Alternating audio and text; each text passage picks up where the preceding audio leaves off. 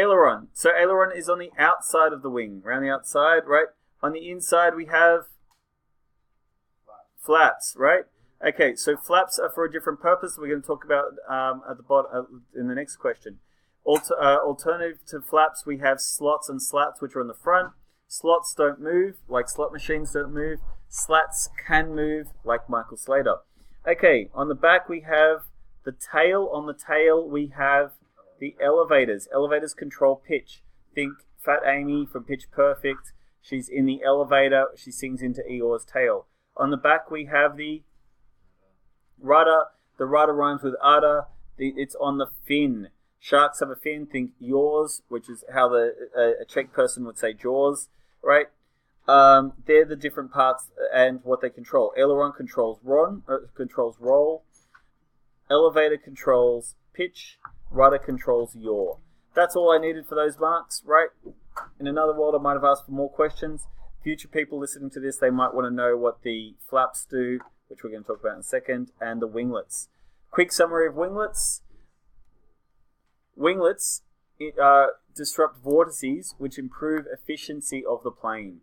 These days, the Dreamliner, the 787 Dreamliner, doesn't have winglets anymore. Instead, it has raked wingtips, which means that instead of having it going up, it goes back, and it comes to very thin parts of the wing. Okay, the function of slats and flaps. What they do is they allow us to have an increased angle of attack without causing wing stalling. Wing stalling is when planes fall out of the air. I recommend the Children of the Magenta podcast, where they talk about a case where wing stalling caused the plane to crash, and they talk about the effect of fly-by-wire. Another question that if future people are listening to this podcast, this recording, they might want to think about as a potential HSC question: the importance and value of fly-by-wire. Okay, moving on to telecommunications. So I also put a bit of electronics in telecommunications. I thought that was the best home for that question. Okay, so we've got a question which has data.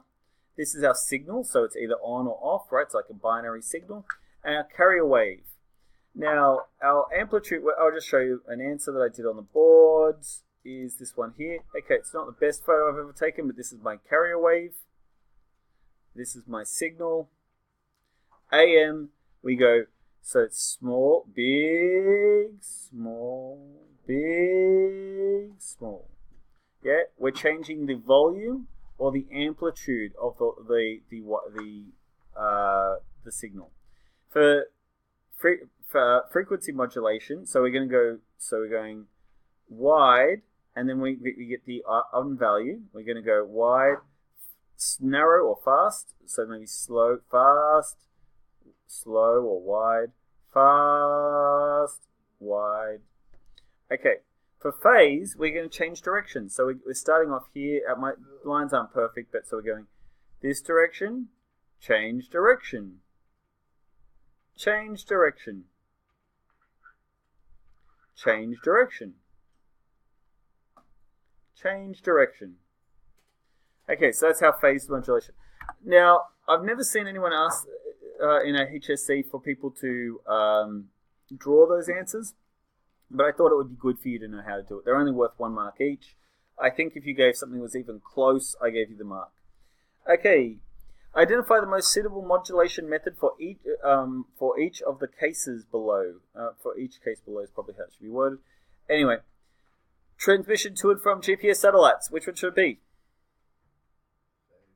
Phase. Okay. Why? Can anyone tell me why? Phase can carry more information. Yeah, it can be a higher frequency. We can have a higher frequency wave. Or if a higher frequency wave means that we can carry more information, that's important. Phase information density. What is? Get disrupted by like external signals like lightning. Yeah. Okay. So it's the same as frequency. Frequency modulation. It's not affected by lightning or electrical sparks. But more important than that, when we're dealing with very long distances, the Doppler effect actually affects it. So the same way that when a train passes, we hear the train go, or let's say a car, yeah, we can hear that difference in pitch. The car is obviously making the same sound, but as the car approaches you, the air is being pushed, it's being more compressed. It means it's got a higher pitch. And then when it leaves, it's being stretched out, so it has a lower pitch. Yep. So that's a big issue when we're sending something over such a long distance. So that's an advantage, that frequency modulation, if we were trying to send our signal as frequency modulation, and we're sending things to space and back, the Doppler effect actually starts to have an effect there. It starts to disrupt the frequency of our pitch of our signal. Phase modulation doesn't matter. It doesn't matter if the frequency gets affected. Doesn't matter if the amplitude gets affected. As long as we can tell what the phase is. Okay, that was a long description. All you needed to write was the word phase. Long range emergency broadcast. What should that be? AM. Why AM? Travels further. That's right. Yeah. Okay, so it travels further is the answer there. So it means that we can have one thing in the middle of our town, and it can go out for hundreds of kilometers, or at least 100 kilometers. Okay, a local radio broadcast. Frequency modulation. Now, the reason for that... Now, I thought about that because some radio broadcasts are broadcast digitally. But digital broadcasts have a lot of advantages. One disadvantage is a digital broadcast can't be broadcast down tunnels or into garages. So that's one disadvantage, or underground garages. But local radio broadcasts are still far more likely to be on the FM spectrum rather than being a digital broadcast, mostly because of that drop-off. It's just not usually cost-effective over large areas to use digital unless you're in you have big population density. That I did a bit of research, and that's the best answer I can come up with there. Wi-Fi routers. Phase. Why? High information density. That's exactly right. The Doppler effect isn't as important there, but the fact that we want to send lots of information fast. Okay, analog television. Frequency modulation. Okay, so I had to say analog television because it used to be digital television broadcasts. So, because digital television broadcasts are phase modulation. So back in the day when analog television was still a thing, or if someone happened to want to broadcast to analog TVs, I don't know how they're picking up that signal, but that was sent as FM. Why? Because it can send more information. Okay, what is the purpose of multiplexing? On the one carrier frequency, exactly right. And because you said explain, you have to say the benefit, which was, you just said, carries more information. So this is the example of, I could just send the frequency C, middle C, or instead what I can do is I can send chords. So I can send C major, C minor, A minor. I can send those chords. Okay.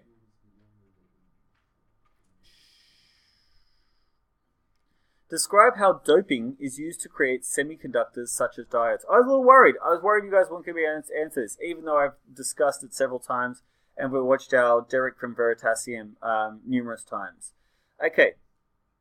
How is doping used to create semiconductors such as diodes? So to describe questions, only worth 2 marks.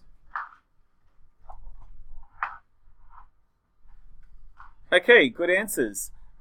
So silicon has 4 electrons. What we can do is we can add group 5 or group 3 electrons, group 5 or group 3 metals, which have a different number of electrons. This either makes us have easier or harder to push electrons through the circuit. If we combine 2 of these semiconductors, we can create a diode. If we combine 3 of these, we can create a transistor. That's what I'm looking for 2 marks, right? If you wanted to talk about adding germanium or phosphorus or boron, that's all fine, right? You could talk about if you said we combine small amounts of other elements to silicon to create N-type or P-type semiconductors, we combine layers of these semiconductors to create diodes, 2 layers to create a diode, 3 layers to create a transistor. I'm happy with that. Identify 2 uses of transistors. If you said 2 things that weren't computers, I gave you the mark because I was feeling generous by this stage. In future generations, you might not get those marks, right? Because, you have the benefit of this recording, hopefully. What I would ideally like to hear is switches and amplifiers. Switches, logic gates are modified switches. Yep. Logic gates. So if you said logic gates and computers, I'm like, oh man, that's not. If you talked about computers and robots, then I'm starting to like that answer a bit better, right? I just tried to give you something there, and it's anyway. Moving on. Maybe that question could have been worded a little bit better. Identify.